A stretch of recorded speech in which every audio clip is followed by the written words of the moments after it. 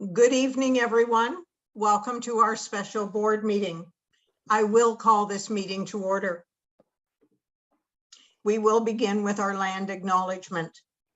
The Durham District School Board acknowledges that many Indigenous nations have long-standing relationships, both historic and modern, with the territories upon which our school board and our schools are located. Today, this area is home to many Indigenous peoples from across Turtle Island. We acknowledge that the Durham region forms a part of the traditional and treaty territory of the Mississaugas of Scugog Island First Nation, the Mississauga peoples, and the treaty territory of the Chippewas of Georgina Island First Nation. It is on these ancestral and treaty lands that we teach, we learn, and we live. Thank you, everyone, for joining us this evening. Before we actually begin, first of all, I need to acknowledge that during the last 24 hours, we have received many emails, messages. I apologize saying that we have been unable to respond to all of these messages. Thank you to all the parents, all the grandparents, all the staff members who have shared their insights. You do have a voice, and we have heard your voices. It is my hope that we can provide clarification as to why this meeting has been called. You have an agenda in front of you, trustees. Do we have any declarations of interest? Seeing none. We have a very brief agenda in front of us. Could I have a motion to adopt that agenda? Thank you, Trustee Edwards, seconded by Trustee Barnes. All those in favor? Thank you. We have one recommended action. In August 2021, the Ministry of Education expanded mandatory masking requirements to apply to all students in grades 1 to 12, where previously it had only been students in grades 4 to 12. In January 2022, the Board of Trustees, Durham District School Board, passed a motion that masking for all students, including those in kindergarten and junior kindergarten, be made mandatory during in-person learning, subject to credible human rights exceptions only. There was an announcement made yesterday by the province that mask mandates are being revoked in schools effective March 21st, 2022. That's the first day back in school following March break. We are meeting tonight to determine what, if anything, we as a board can and ought to do regarding mandatory masking in schools. I think it's important for us to try to address this prior to students returning to school after the March break. We understand that many people hold strong viewpoints on this matter. With the province providing new direction, we need to consider our previous direction and determine how we should proceed based on the current context. Before we can do that, I'm looking for a motion to move into Committee of the Whole in closed session for trustees to receive information that meets the criteria for in-camera under the Education Act. Following closed session, this is to the public, we will then return to public session and the floor will be open for trustees to speak. Could I have a motion then to move into Committee of the Whole closed session?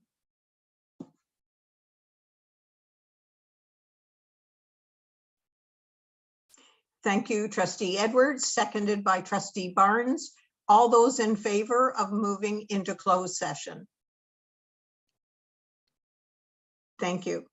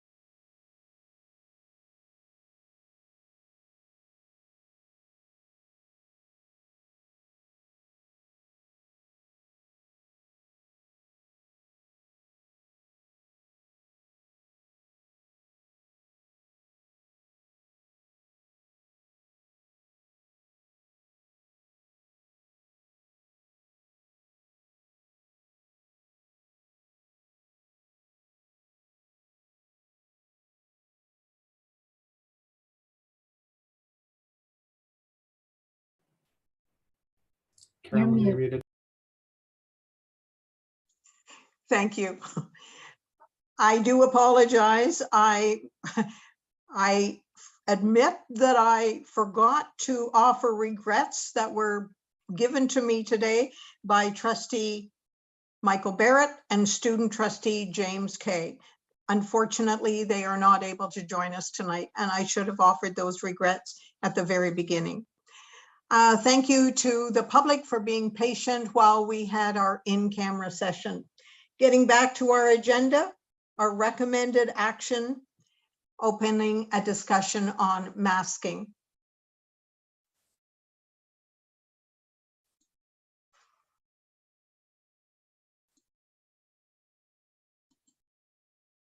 And I will watch for hands to go up. How should we be moving forward with this?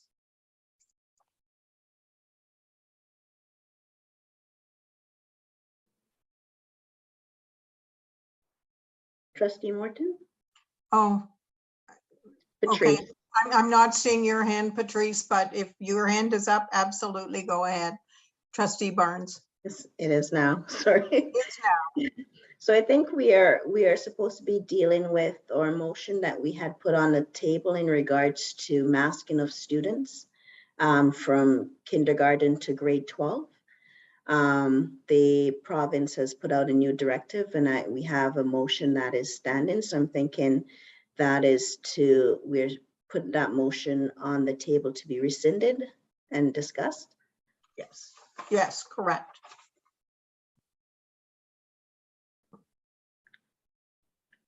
So do we need to put that forward? Director Marsh, did you want to advise on that? Do we put a motion forward to rescind the motion that exists for masking to kindergarten to grade 12 for it to be seconded and then discussed? I believe that is the language. If that is what the trustee wishes to do, Council Cotter may want to weigh in though, just to ensure that we're following proper parliamentary procedure. Yes, no, that would be, if that's your desire, Trustee Barnes, to see that mandate removed, that would be the appropriate motion to bring. Motion to rescind the resolution requiring masking from K to 12. Okay, and so I'd like to put that motion on the floor.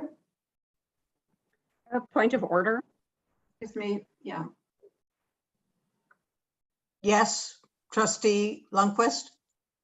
And I'm not clear on this because it's a special board meeting and I don't know if the process is different, but I just want to be clear that it doesn't need to be a trustee who voted for the motion initially, because that's normally the process, but is it different in this process? Then we will go to Council Cotter. Thank you, and through you, Chair. That's typically when you have a reconsideration motion in the same meeting. This is a different meeting, so this is a motion to rescind, so it can be brought forward by anybody, and the parties can vote as they deem appropriate, regardless of their position on the original motion. Yeah, I wasn't debating whether they could vote or not vote. I just wanted to be clear about the process for introducing it, and if that is your advice, then I accept that. Thank you. Thank you, Council Cotter. Thank you, Trustee Lundquist. Going back to Trustee Barnes, would you restate that motion, please, Trustee Barnes? I'd like to put a motion on the floor to rescind the motion that had mandatory masking from kindergarten to grade 12. Thank you. Do we have a trustee who will second that motion? I'm seeing 3 hands up, but I'm not sure if any one of those is to second the motion. Could somebody please speak up? Could I just have a point of information? I just want to be sure that the language of the motion, I didn't think that our motion had covered K to 12, because I thought that was partially by the province. So I thought our motion that we passed only dealt with masking from kindergarten and senior kindergarten. I just want to. No, our motion dealt with JK, K to grade 12.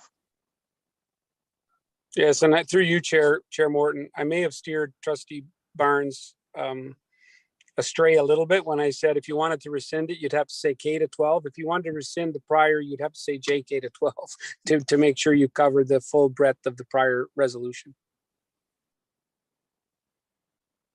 Trustee Morton, Yes, trustee Brainy. I would gladly second that motion. I feel very strongly we should rescind it. So Thank you. I will second that. Thank you, trustee Brainy. We have a motion on the floor put forward by trustee Barnes, seconded by trustee Brainy. Now I will open up for discussion. Trustee Brainy, your hand is up. Would you like to speak to this? It's down now, Trustee Morton. I just, as I said, I feel very strongly that we should rescind it and align ourselves with the provincial announcement. Chair That just came Morton, out. trustee Stone's hand was up. I'm not sure if, I saw that. Yes, thank you. Thank you, trustee Brainy. Going back to trustee Stone, your hand was up. It went down. I had the same question regarding rescinding. I didn't know whether or not it had to be somebody who had voted for the motion prior. Thank you. Okay. We have a motion on the floor. It has been seconded and we are now open for discussion. Trustee Edwards, your hand is up. Yes, I just had a question around the ministerial directions is that to ensure that it really is still a choice, that even though we would rescind mandatory, that it is a choice for masking, and just asking about sort of a process or what to ensure that we have a culture of acceptance, that those that wish to choose to continue to wear masks can continue to wear masks. Yes, I will gladly answer that. The term used in the conference call was a mask-friendly environment that would be created in all classrooms. Also, choice was definitely emphasized, that all students, all families would be given a choice. You may go maskless or you may mask. It's definitely up to families to make that decision. But I like that term about a mask-friendly environment. Does that answer your question, trustee Edwards? Yes, that does. And thank you very much, Chair Morton, because I am in favor of the motion. I just know that, you know, as you mentioned at the start of the meeting, we had many emails and more, you know, counting them, I actually think I came up to 58. I haven't counted the last half hour, but most of them were for removal of the masks, and some had concerns about along around, again, those who are more health vulnerable, if you wish. So it was just ensuring that it was a mask friendly, as you said. I like that wording as well, environment. Thank you, trustee Edwards. Moving back to trustee Barnes. Thank you, Chair. I can wait to speak. I just have a question since I put the motion on. We will go to trustee Lundquist and then trustee Stone. Trustee Lundquist? Yeah, so I have a question because I think it's important that the public understand this more fulsomely. So I think what I would like someone to address is whether we have any authority to retain the mask mandate or whether we do not have that authority.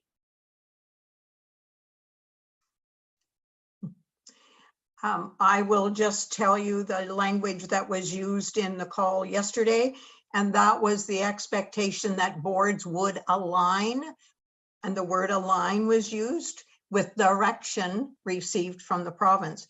But I will go to either let's go to Council Cotter, or perhaps the director would like to address that question.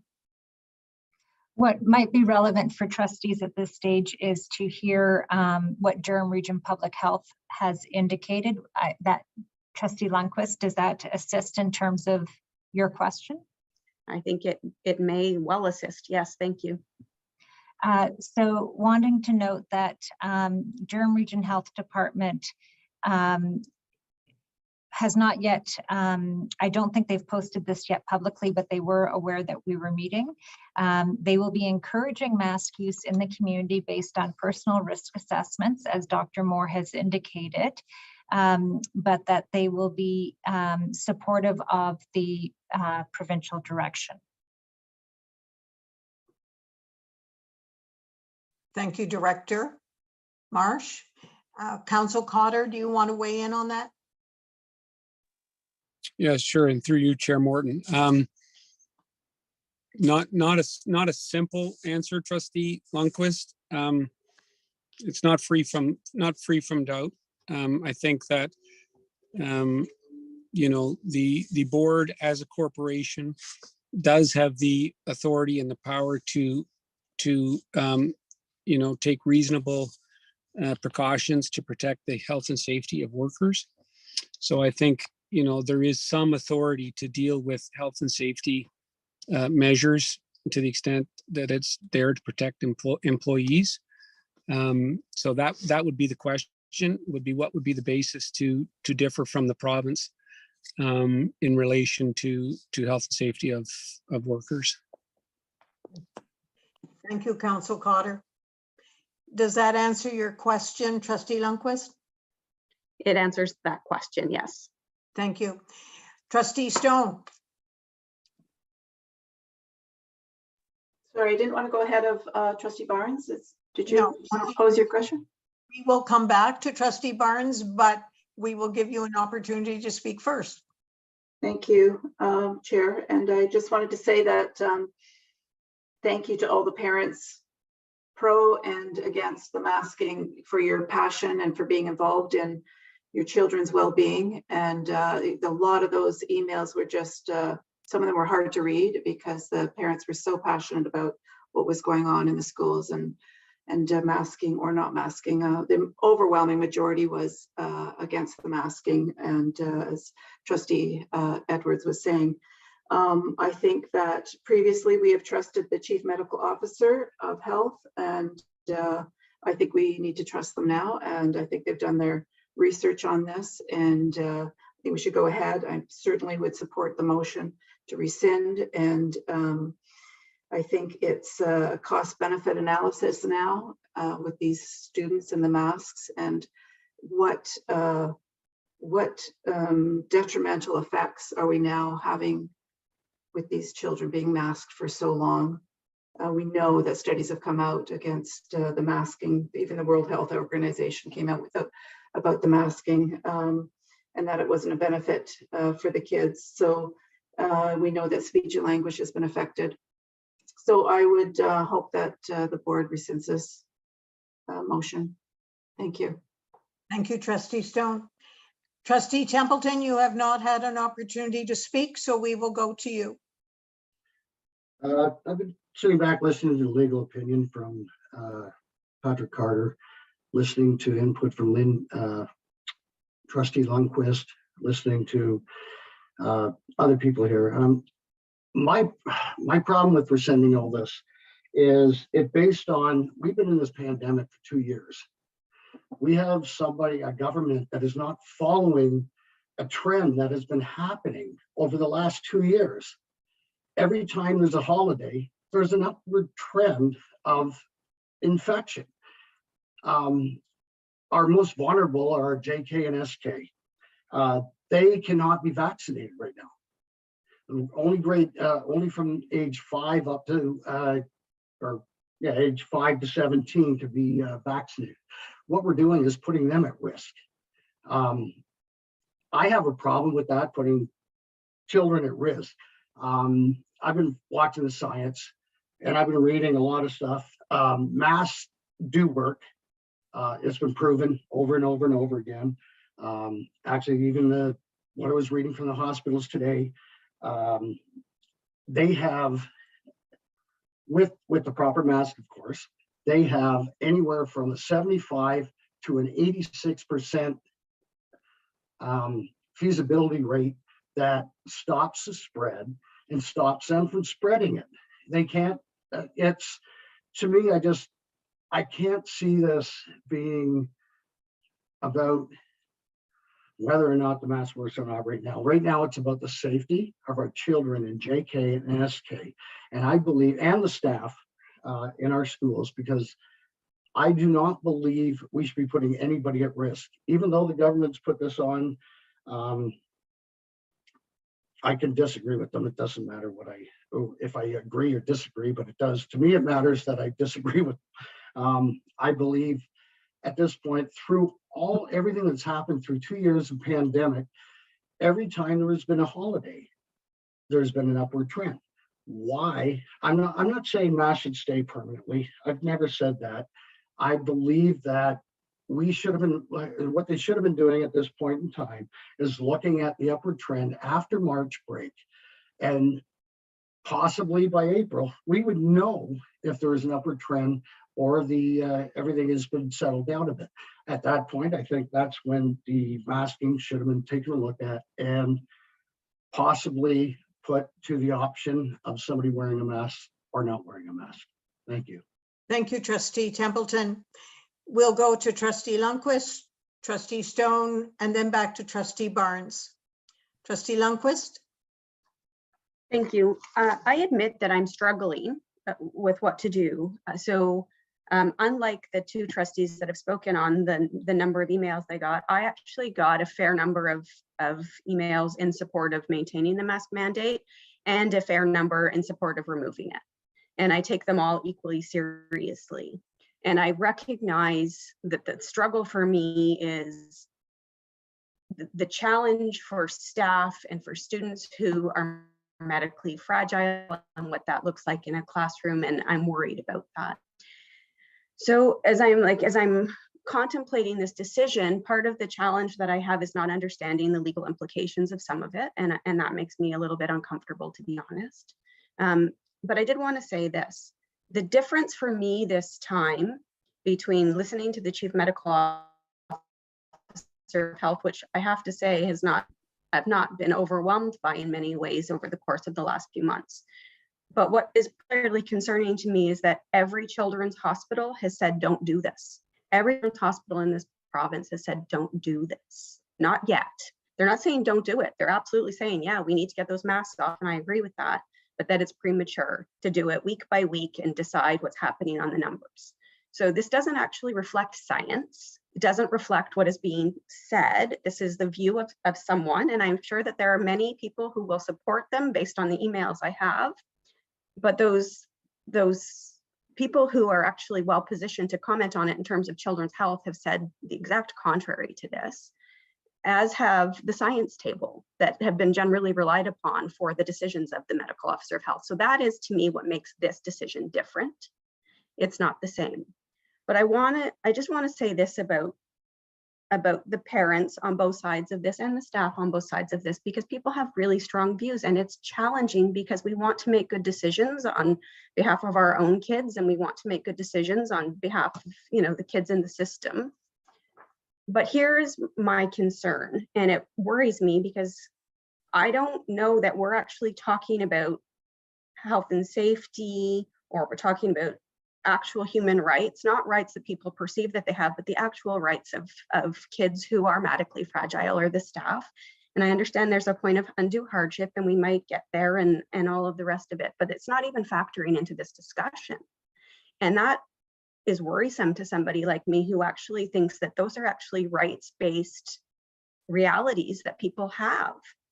So I am struggling with this idea that what is an inconvenience for most, and I'm not saying that's all it is for all. There are some kids who are impacted in much more significant ways than just inconvenience. But for most, it is really a question of inconvenience, and we've equated it with rights while ignoring the rights of a whole bunch of people.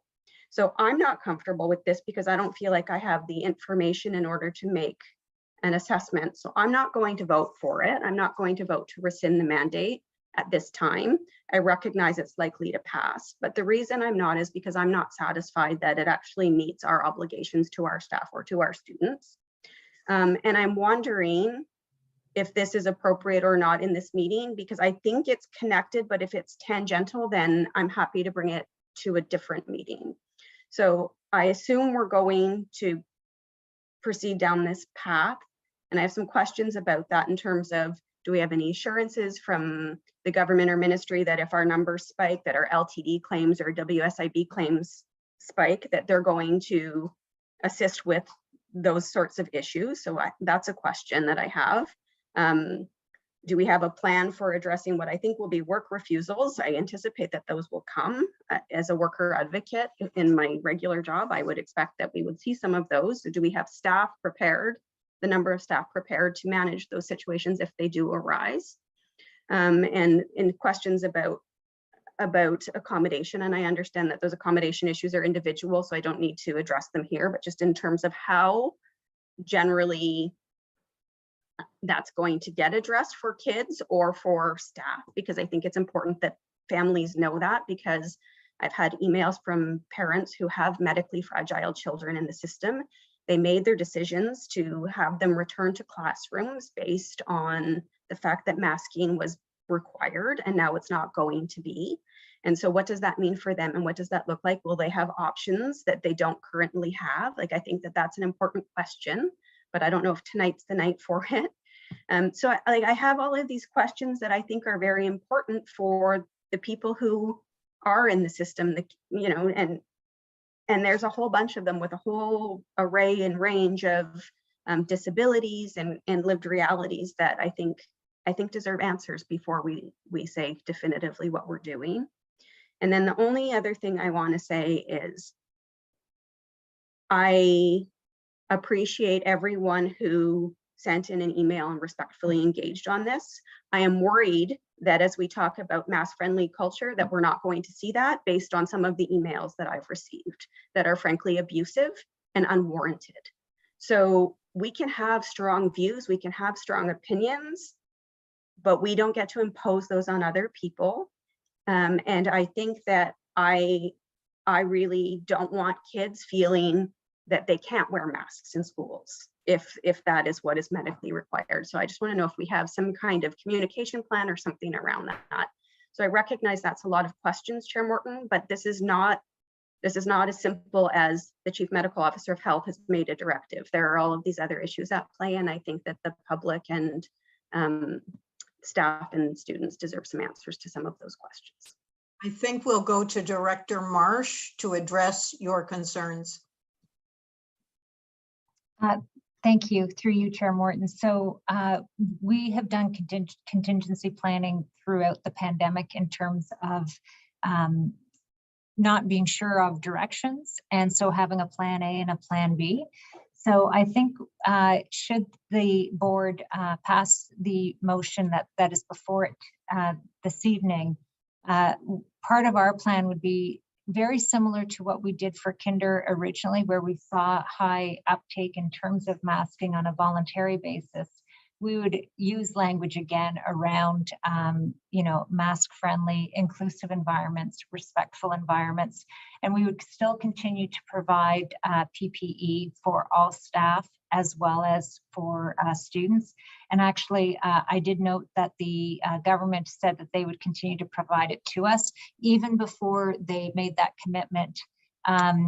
Associate Director Wright was already doing an analysis of our inventory because we were prepared to provide it should it have not been provided by the government. So we will do like we did, very similar to kinder, but in a different way in terms of creating that opportunity where students and staff would feel very comfortable wearing masking and would deal with any sort of bully type situation or harassment type situation on a case-by-case basis, most definitely, and would take it very seriously.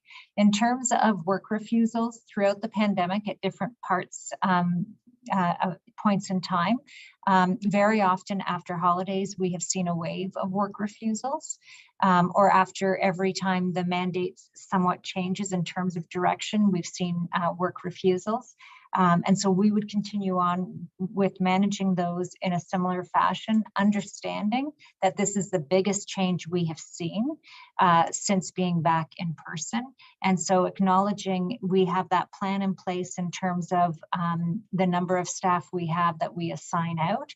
And we try to, by the evening before, know whether or not we're in difficulty in terms of attendance. So it might mean at one point in time, until the Ministry of Labour is able to investigate, that we would have to operationally close down a school short term. The Ministry of Labour has been extremely responsive to us.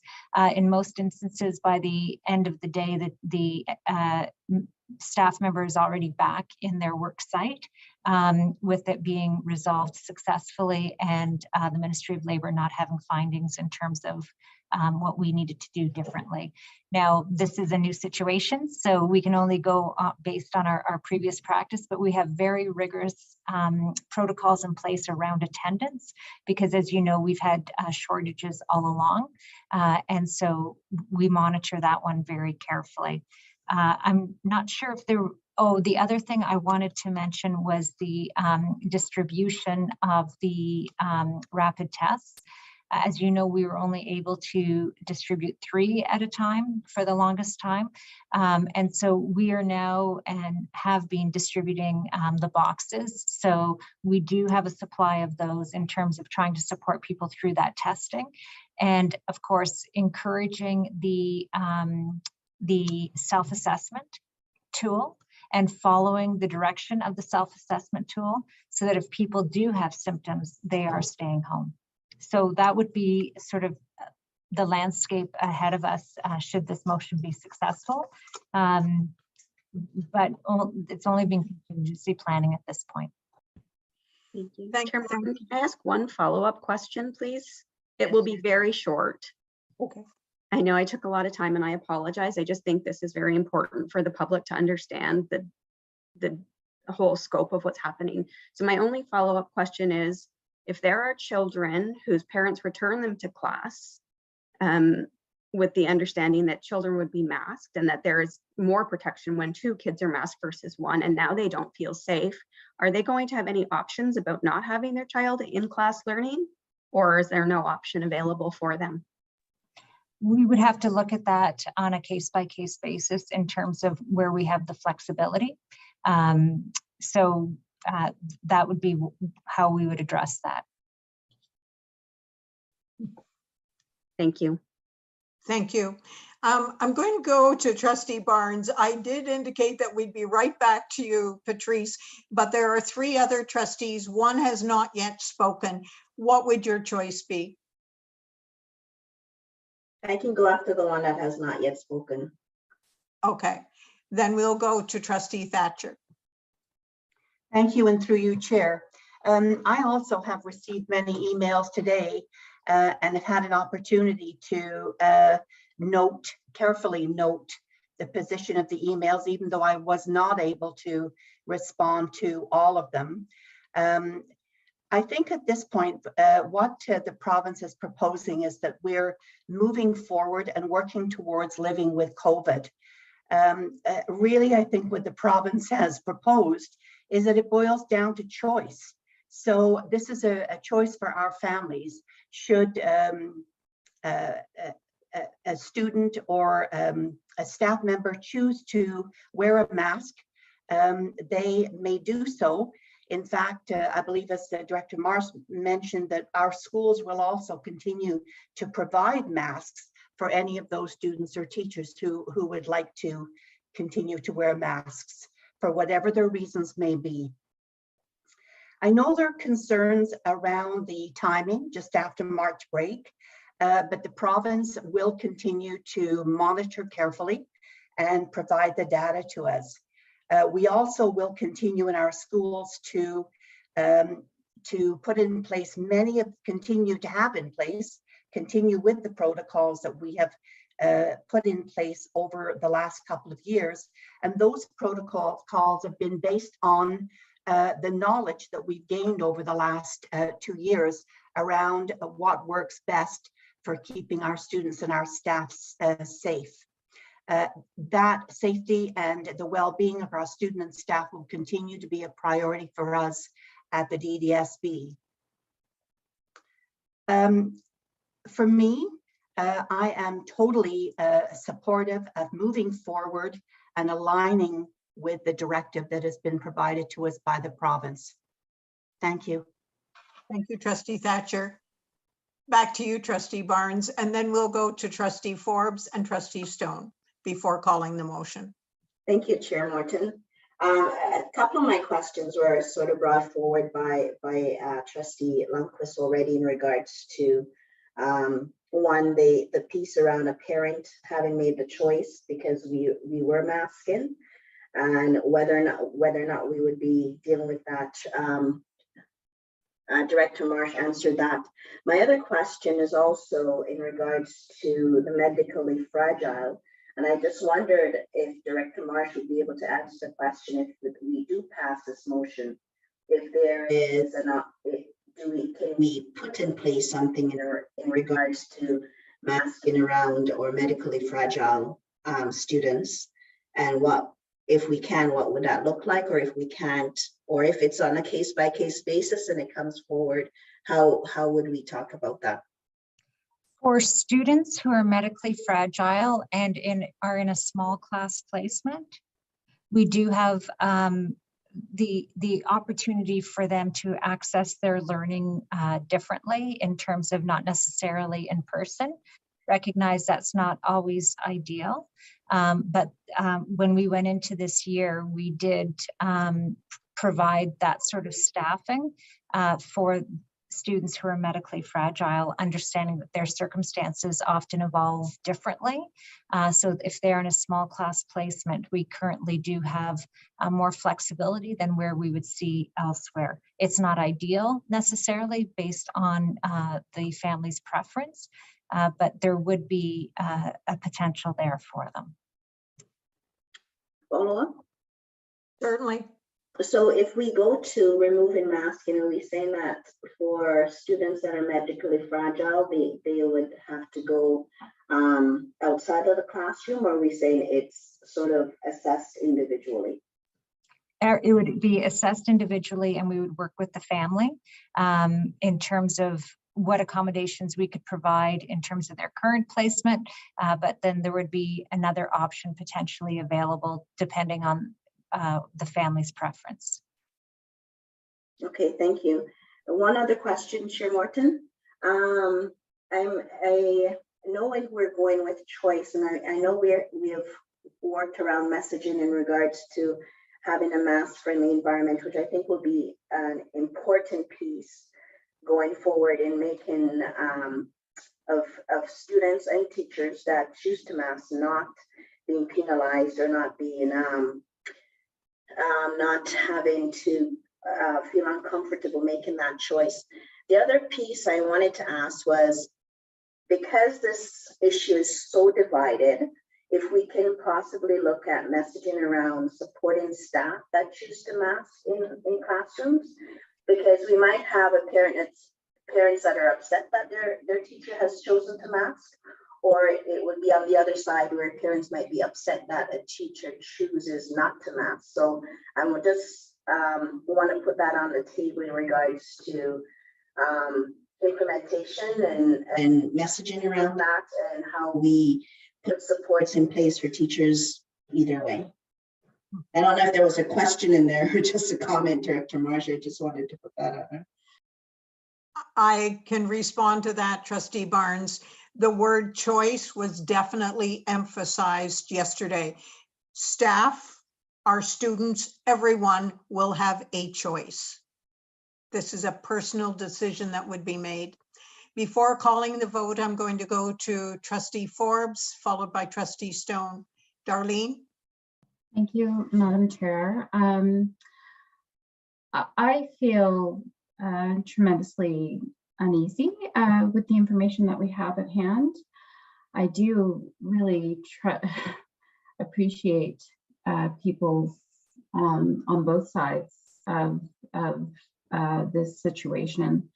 And I did have a question someone had mentioned that the province would be reporting and tracking numbers, but as I recall, we weren't reporting necessarily school by school. Has that changed at all, or are we still going to be, because there was a rather robust public health reporting of COVID cases in schools that was rolled back, and we went to a kind of a DDSB model where we were still self-reporting. I'm just wondering if there are any changes to how those numbers get reported in schools. Director Marsh? So Trustee Forbes, that's an excellent question. We currently would be continuing with our internal attendance reporting and COVID cases that come forward to our knowledge, and continue with the practice that we have been doing. And the Ministry of Education and the Province of Ontario are continuing to collect our attendance data at schools as well, as is Durham Region Health Department. So they would be looking at what's happening in terms of monitoring the number of students or staff away at any given time, and would then, when we're at 30% over the normal base, that is when Durham Region Health Department does become involved. There have been some examples where we have contacted them when we didn't quite meet the threshold, but wanted to flag for them a situation. So in the conversation with them, they did indicate that they will remain committed in terms of working with us, and that they will be looking at things regionally, especially in the next couple of weeks, was what they said. Thank you. Okay, so that so nothing really is changing in terms of the reporting. It's still largely dependent on our self-reporting and our gathering of the data, and 30% is a really huge, I mean, that's a third, almost a third of would have to be absent for it to trigger a public health response, although I do appreciate you contextualizing it and saying that you have reached out when we weren't meeting the threshold quite yet. Yeah, I understand the COVID fatigue and the masking fatigue and all of the, like, I do understand this, and I am concerned still about all of the people in our schools and their health and safety and workers' rights and rights of students to be feeling safe in our schools. So I'm feeling quite overwhelmed by the decision in front of us right now. I'm not easy at all with this. So I will thank you for answering my questions, and thank you for your time. Thank you, Trustee Forbes. Trustee Stone. Thank you. I'll try to make it brief. I just want to go back to the masks. I don't want to be pedantic about it, but I agree with Trustee Templeton, who, when he was talking about how the studies that have come out that masks definitely work, but we have to be more specific as to which masks work. We know that the cloth masks don't work, and I think we got rid of all of those, and now we have the most of the children wearing the 3-ply masks, but we know that the N95, and especially the fitted N95 masks, are the very best that you can be wearing if you want to protect yourself. So I'm just wondering, that now brings me to the medically fragile, who some of them probably won't be able to wear masks, but those who can, are they wearing N95s, and will we supply them with N95 masks, and preferably fitted? That's one question. The other comment is around the bullying of the children who either decide to wear masks or not to wear masks. I hope that we will stay on top of that, because I know that children who were not vaccinated were being bullied at schools. So that was a problem. And so I hope that we stay on top of it and make sure that we know that it's a choice, and it's okay either way to make that choice for the students. Thank you. Director Marsh, to respond, please. Yeah, so I think it's really important if trustees are aware of specific situations of a child being bullied or any sort of violent situation, that really does need to come forward to the family of school supervisor so that we can follow up on it. Certainly, we know in our climate survey data and other sources of data that we're not seeing heightened number of situations. Having said that, some of that data is dated, and you know, when there are specific situations, I can't emphasize enough the importance of us finding out about it to address it, because sometimes things get presented as a systemic issue and they're not necessarily, but there is a specific situation or a few specific situations where we can make a difference. So just want to say once again how much we appreciate the information you receive sometimes that we don't get, and when it's shared with us, we can then follow up and address it appropriately. In terms of the pediatric fitted masks, no, they will not be provided. We provide the 3-ply masks for any student who wishes to have it, and for staff it is the unfitted mask that we do, the KN95. So it will be status quo in terms of what we're providing. Thanks. I see Trustee Lundquist with a hand up. Yeah, so I'll be very brief, Chair Morton. And if I'm out of order, then I'm prepared to be told I'm out of order, but I hope that I'm not, because although I don't support the main motion, I hear what both Trustee Stone and Trustee Templeton have said, and I've heard the response of Director Marsh, and I appreciate it. But I think it's important, especially if I'm very conscious of the fact that Director Marsh said we will do our best to accommodate, students in particular situations. And one of the things that I'm wondering about is if we could have an amendment to the motion that actually requires the board to continue to provide either N95s or 3-plies at least until the end of June, so that gives some level of comfort that we're not going to change our minds. Is that I don't think it's inappropriate. I think it's related to the main motion. But if it isn't, and I need to bring it to another meeting, I'm prepared to do that. It just seems to me that it is one small thing we can do to provide a level of protection and comfort when we're talking about removing some of the measures, the protective measures.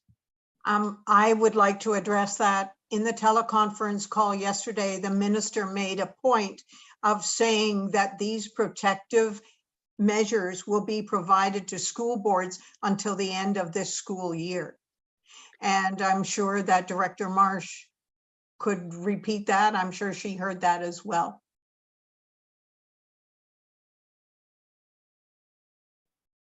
Director Marsh. So you are correct, Chair Morton. However, I also understand that sometimes things change. And so if there's a commitment on the board, that would provide then a level of security to those who wished it, both on the board and if in our community, in terms of providing it to those who still wish to receive it. So could you repeat that amendment, please, Trustee Lundquist? I could try. So I think I would move, my amendment would be, I move that the board commit to providing, there's something in there, continue to provide N95 masks for staff and 3-ply masks for students who request them until at least the end of June of this year. Thank you. And thank you to Executive Officer Surjanic for putting that in front of us. We need to have a seconder for that amendment. Could I have somebody second that amendment? Thank you, Darlene Forbes. All those in favor?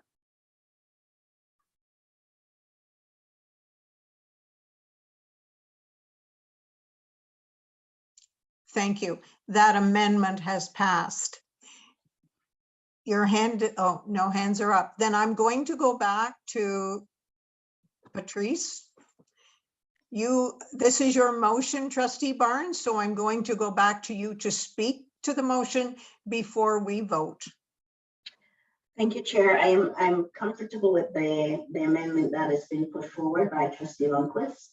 And I thank trustees for speaking on both sides and bringing forward thoughts and concerns. And I'm also appreciative of asking questions that have given Director Marsh and the board direction around some operational pieces that we might find concerning in regards to rescinding the motion. Thank you. I think we've had a very wholesome discussion and everyone has had an opportunity to share their concerns. Trustee Edwards? Not to really be a stickler, and I was trying to make sure that we were following process. And I'm just looking at Robert's Rules of Order, and that because that amendment wasn't part of, although even the rescinding was, but the rescinding would be of the motion, that we needed 2/3 of the board's vote, and so that requires 2/3 of the, because that part, not everybody is here, so we needed 7 people, and I didn't raise my hand because I was trying to figure out as far as process before you called it, sort of thing. So it was just a point of information as far as we had to have 7 people to vote on that in order for that amendment to be successful. And as I said, I didn't have the time. I was quickly checking that to raise my hand to accept the motion. So I just wanted to know if we had 7. We could always go back to stadium seating for that method, but let's go to Council Cotter for his opinion. Well, I think Trustee Edwards has cut to the chase. If we had 7, then that meets with her concern. So I think that, and if we don't, then we'll have to think about that. But I think if we had 7, then that's an easy answer.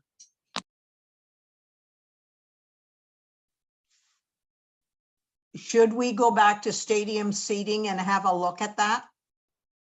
Yes, unless somebody has the count, then I think that's what we should do. Let's go back to stadium seating. Trustee Stone, your hand is up.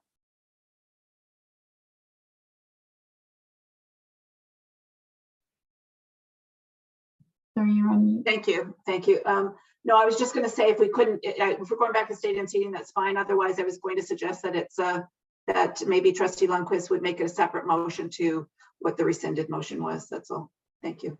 We're going to go to stadium seating for the vote anyway. So let's go to stadium seating. Indicate your support or your lack of support for the amendment.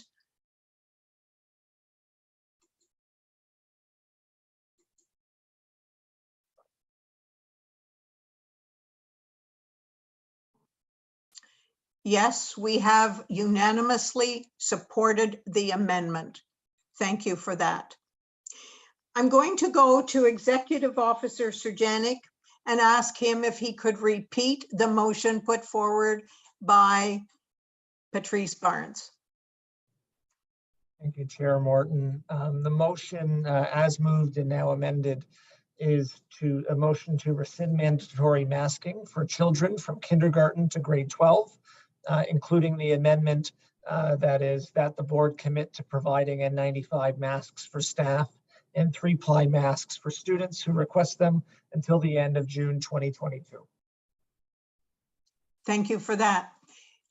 We see a hand up. Council Cotter. Yeah, I just wanted to clarify. I think there might have been a friendly amendment on that because the original motion was JK to 12, and as currently drafted, it says K. So, it might be advisable just to formally amend that motion so that the intent, obviously, is, as I understand it, is to completely rescind the prior resolution. Correct. Could we move back into stadium seating then for that vote?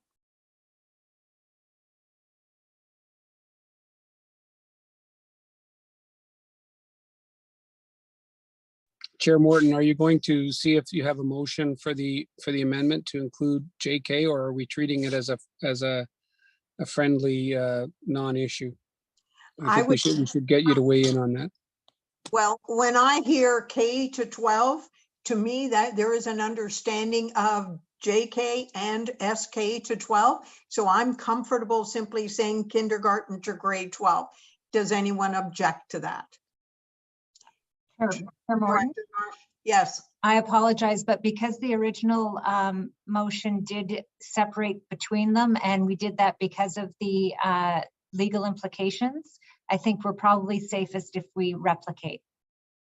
then we will do that. We will save JK to grade 12 as a friendly amendment. Please indicate your support or lack of support for that. And just to be clear, Chair Morton, are you voting on the amendment or on the main motion at this point?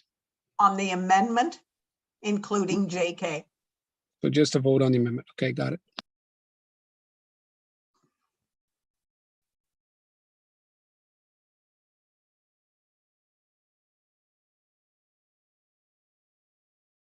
Again, we have unanimous support for that amendment. Now we'll go back to the main motion.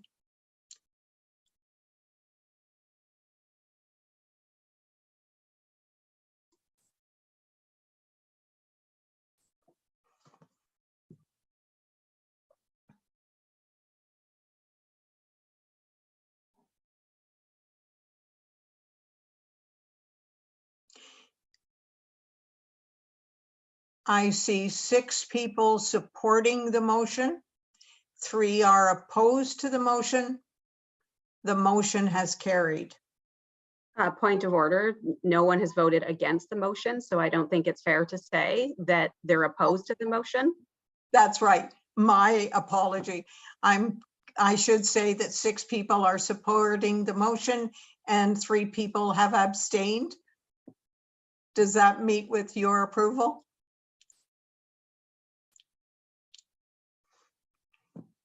Thank you.